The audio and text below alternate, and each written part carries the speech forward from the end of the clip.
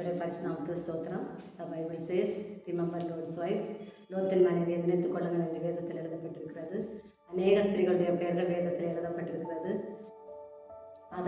ஆதாமிலிருந்து சிருஷ்டிக்கப்பட்ட ஏவாளை நினைத்துக் கொள்ளுங்கள் என்று எழுதவில்லை. விசுவாசத்தாப்பன் ஆபிரகாமின் மனைவி சாராளை நினைத்துக் கொள்ளுங்கள் என்று எழுதவில்லை.